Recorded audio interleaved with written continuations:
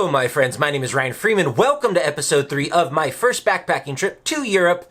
In this episode, I'm going to talk about the first really big event that happened to Paul and I when we were in Europe, staying at my Uncle Bob's. You know, in the last episode, I described this sort of beautiful place on the Lake of Lucerne, Hertenstein, where we were staying. And yes, it was a gem. Yes, we were having beautiful sunny days on this really nice grass beach, just looking at how gorgeous the mountains were. Already, within just a few short days, Paul and I were very, very happy that we were in Europe. We had never seen anything so beautiful. We had both traveled around America, had seen some nice things, the Grand Tetons and Hawaii and all of that, but Switzerland just, in terms of beauty, in terms of the cleanliness of the water and the grass, at the same time, you know, very reserved people. And I think I have observed this traveling to countries like Switzerland and countries like Japan, which are very orderly, very neat, and sort of very little pollution, very little litter. The people tend to be a little bit more reserved. So from my experience, sort of the high order has this sort of sort of nice manners and politeness and reservedness, and also very clean streets, clean parks. And so Paul and I were enjoying this. In some of these Swiss cities, by the way, this is just a little side note, they have these stone water fountains. Not like the American water fountains, you know, those metal water fountains and has all that lime and rust on the nozzle, and you're never quite sure if this is clean water. In Switzerland, they had these stone water fountains where fresh water from the Alps would just pop up out of the stone, and it was so good, like better than the bottled water that you can get here in America. Anyways, so yeah, we just within a few short days, we were very happy that we made the decision to buy that ticket and go visit Uncle Bob. But the first big event that happened, just about 4 days after we arrived, Bob drove us in Mr. Blue. It was a Toyota bus, blue, thus Mr. Blue. You know, two kind of captain's chairs in the front, and then sort of nice, upholstered, cushy sofas in the back. And so I usually rode shotgun with Bob. Paul was in the back, and it was just had a tape deck, and we were always listening to like NXS or Michael Jackson or U2. Bob just basically had about 4 different cassettes. We drove from the Lucerne Lake of Lucerne area, and we drove all the way to the other side of Switzerland to the French-speaking area, to a small town called, in American English, Montreux. In French, because it was the French-speaking part of Switzerland, I believe it's Montreux. Correct me if I'm wrong. My French pronunciation is not very good. So Montreux or Montreux is this little, beautiful, quaint, picturesque town right on this lake. This same lake also has Geneva. Geneva is the most famous city on that lake. This lake also borders with France. So we were in the Swiss part in Montreux, but we could see the shoreline of France across this very large lake. And we were going there because Bob, on this long drive going over these mountain passes, see, Switzerland, because it's such a mountainous country, you know, in the heart of the Alps, you either drive through tunnels, like really long tunnels. You're in these tunnels for a long time, which makes traffic jams in tunnels and accidents in tunnels very scary. Then you're trapped under the mountain. Or you go on these, these mountain passes. And, I like tunnels. It's kind of cool. But these mountain passes are just stunning. And even though it's summertime, you go over these mountain passes, you step out for a little pee break, and there's snow because you're getting really high up in the altitude, and the vistas were spectacular. I know I'm just like going on and on about how nice Switzerland is, but it really is. People still ask me, and I've traveled to many more countries since then. People always ask me, what was the most beautiful country you've ever been to? And I always say Switzerland. It just really was, green or mountainous, or perfect blue because their lakes are so clean. Excuse me. So, we arrive in Montreux to stay with Bob's star brother, Oliver, a photographer. And he had a girlfriend named Amira, and they lived in a rundown flat, and they housed us. They let us stay there. Amira had just this explosive nature of happiness and joy. She was the first true African person I've met. You know, obviously I grew up with African Americans. My uncle in my family is African American, but she was African. She was from Niger. That's how we pronounce it, Niger.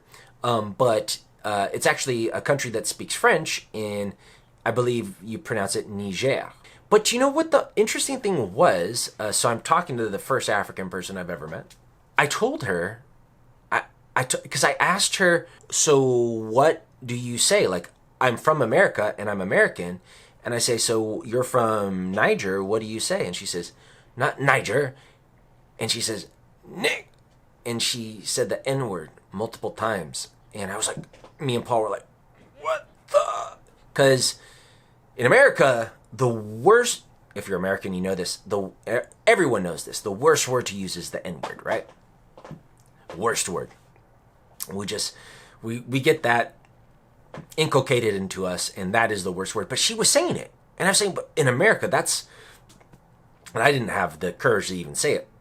I said, in America, that is the worst word. Are you sure that's what you say? Yes, we are proud to be. This is. And I was like, huh? I don't know if I try to, get confirmation. Whenever someone tells me something that rocks my world, I always ask for them to repeat it and try to clarify. But that one really took me back but hey, she's from there and she's an expert. So what can I say? Why we were going there was not just to say hello. We were going to protest the G8 summit. So the G8 summit, now it's usually the G20 summit. At that time, the 8 most powerful countries in the world, probably Russia, America, Great Britain, France, China, maybe Japan, and a couple others. I don't really remember all of them. But it was being held in Evian, France. And George Bush was going to be there. He was there. And we were going to go to a city called Lausanne, which is one of the larger French cities in that area, where we would, exactly across from Evian, France, where they're going to be having the summit, we were going to do this protest. And I didn't really know what that meant. And I didn't even hear of the G8. I didn't know what that was. I took political science freshman year in college, but this topic must not have come up. And my Uncle Bob said, we're going to protest globalization. We're going to protest. And I didn't really even know what globalization was. So I didn't have a dog in the fight, but I was following my uncle. And Paul was following me. Well, we were both following my uncle. And hey, young guys are just up for whatever. Then we take the train to Lausanne. And as Bob and Oliver explain, usually when big protests like this happen, usually people travel by train and they don't pay their ticket. And so I was like, okay, I'm cool with that. I won't pay for the ticket. Money saved. But Bob, he was really worried because, I think he got caught without a ticket once and had to pay like $500. So he was desperate to try to pay for the ticket. So he was going to these machines, but they were all out of change, or they wouldn't accept his money. And so he got on the train without a ticket, and he was stressed out. Me and Paul didn't care because, when you're 21 and an American and in a foreign country and you're just sort of going along, you just sort of, I don't know. You don't care. You don't give a shit. But Bob was really nervous. And Oliver's there with his camera. And I just took the opportunity to sort of, as I saw Bob was scared, and you're going to say I'm an asshole, and I kind of am an asshole sometimes. Freely admit that. I like to scare people. And so I came up to Bob and I was like, Bob, the ticket guy, the conductor's coming. And sorry.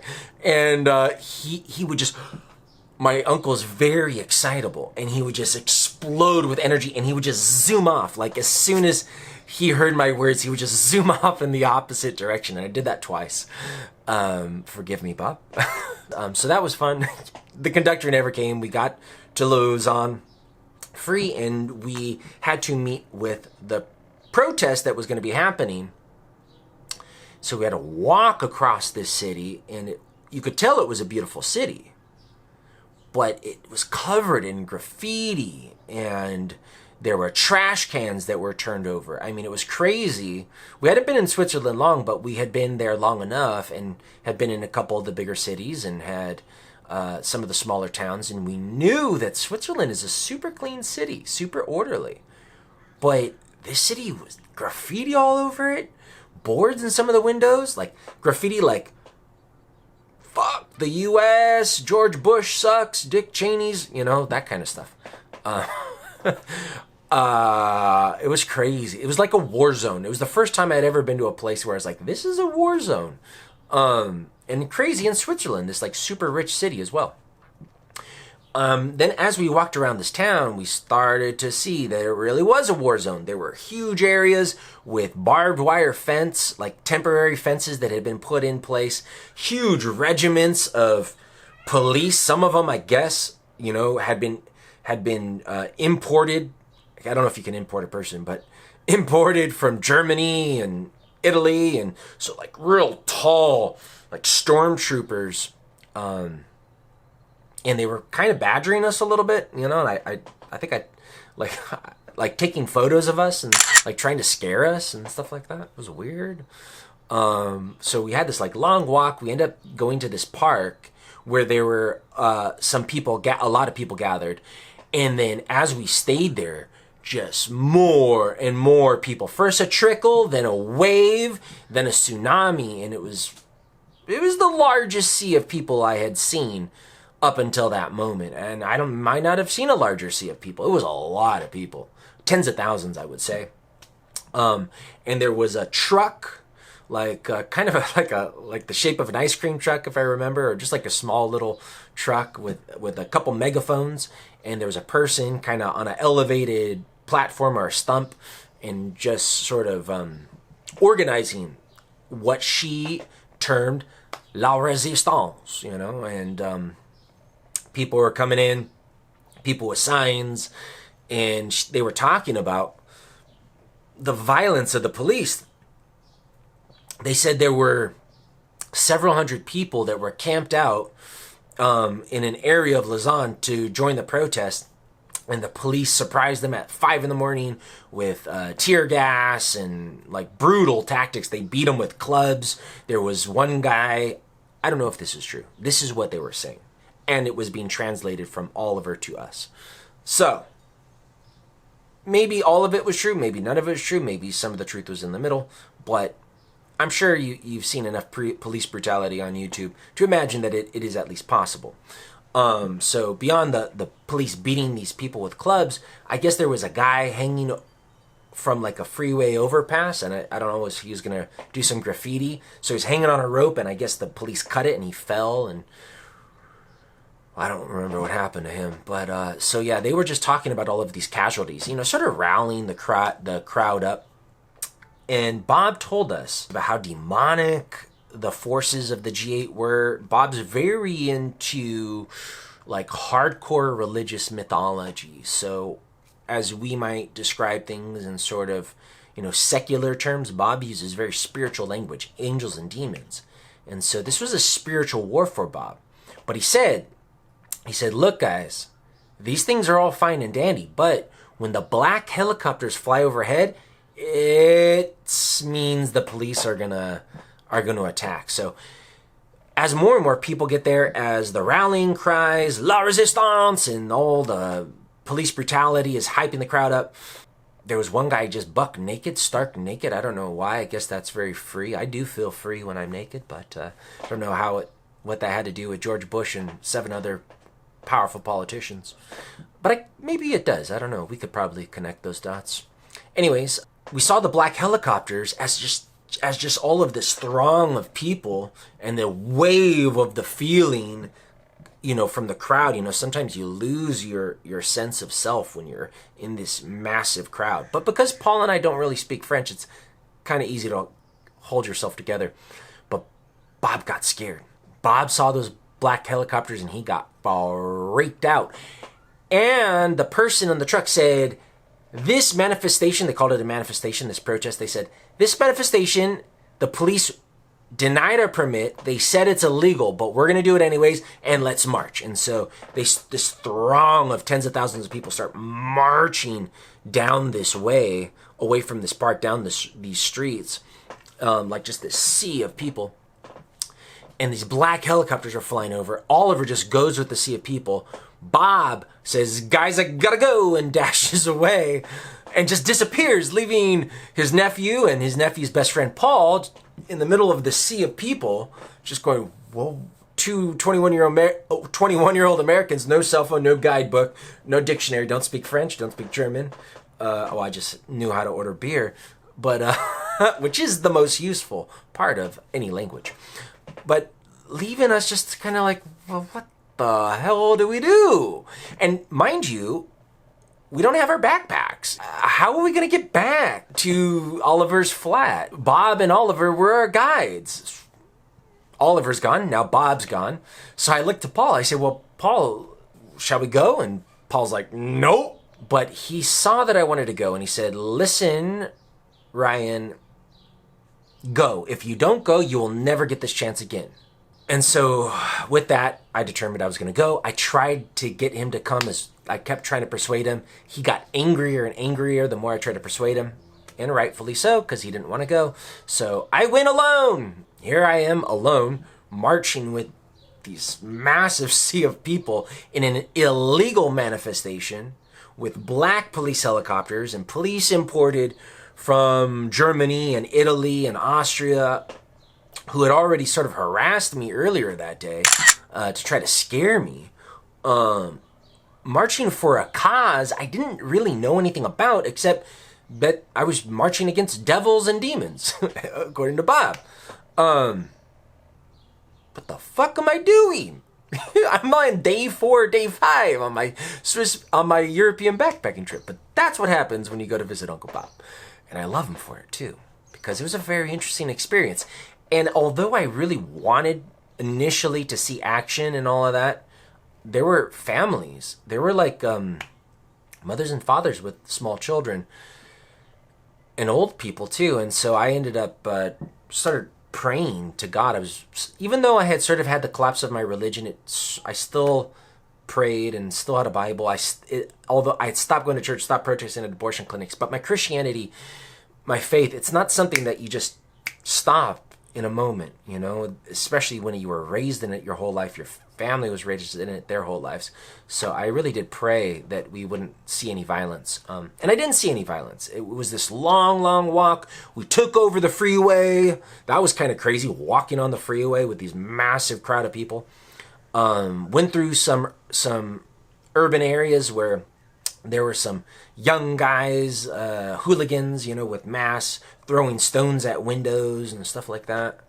And then it ended on a beach where there was this massive golden calf. And it reminded me of Exodus or Leviticus, when Moses comes down from the top of Mount Sinai and they have this massive golden calf and he gets real pissed.